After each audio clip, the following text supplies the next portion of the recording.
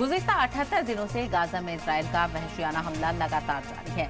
इस जंग में गाजा में 8000 बच्चों समेत 20,000 से ज्यादा लोगों की मौत हो चुकी है।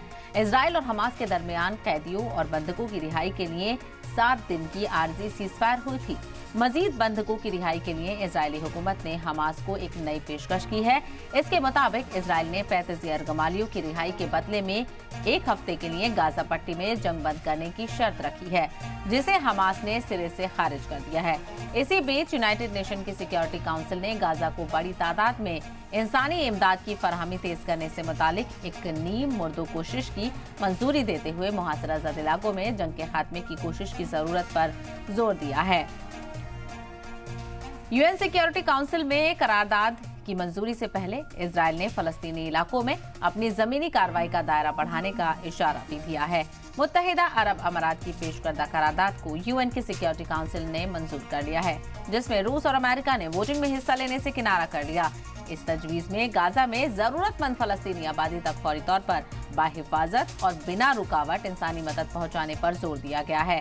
आज बात इसी पर करेंगे कि आखिर इस जंग का अंजाम क्या होगा। तो लगातार ये जंग शिद्दत इख्तियार करती हुई यहाँ पर नजर आ रही है और आज जंग को 77 दिन यहाँ पर हो चुके हैं। 2 महीने से ज्यादा का वक्त इस जंग को हो चुका है। लगातार इजराइल की तरफ से हमले यहाँ पर किए जा रहे हैं। किसी भी आलमी बिरादरी का, किसी भी ममालिक का यहाँ पर असर देखने को नहीं मिल रहा है। तमाम तर ममालिक की तरफ से सीज़फायर की बात कही जा रही है, सीज़फायर का मुतालबा किया जा रहा है, लेकिन इजराइल पर किसी भी दबाव का जो असर है वो होता हुआ नजर नहीं आ रहा है। इजराइल की तरफ से पहले दिन से ही कहा जा रहा था कि हमास या तो उनके सामने झुक जाए, आत्मसमर्पण कर दे, या फिर वो मरने के लिए तैयार हो जाए। लेकिन इसके नतीजे में लगातार हमास को निशाना बनाने के चक्कर में हजारों फलस्तीनियों की मौत यहाँ पर हो चुकी है और जो मास डिस्ट्रक्शन की तस्वीरें हैं वो आपके सामने हैं। ये तस्वीरें कुछ भी नहीं हैं, इससे ज़्यादा खतरनाक तस्वीरें मंजर-ए-आम पर हैं, जो शायद हम यहाँ पर आपको नहीं दिखा सकते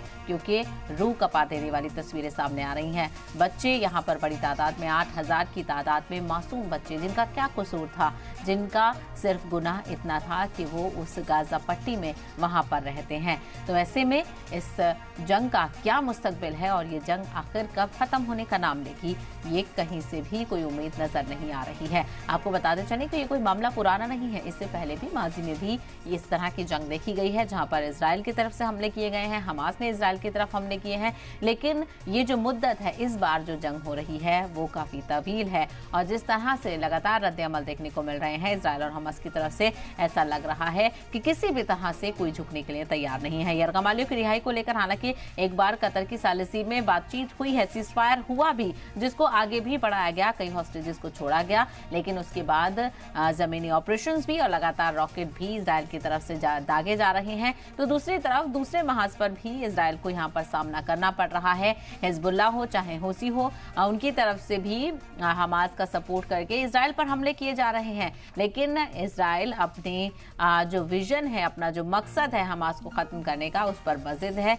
लेकिन हमास को खत्म करने के चक्कर में सबसे बड़ा सवाल यही है कि हमास का खात्मे की सब बात कह रहे हैं, कोई हमास की हिमायत नहीं कर रहा, लेकिन उसके एवज में जो हजारों की तादाद में आम शहरी हलाक हो चुके हैं, जिसमें खवातीन और बच्चे सबसे ज्यादा तादाद में हैं, उस नुकसान की भरपाई आखिर कौन करेगा। मास डिस्ट्रक्शन यहाँ पर नजर आ रहा है, हालात मामूल पर लौटे इसका कोई इम्कान नजर नहीं आ रहा है।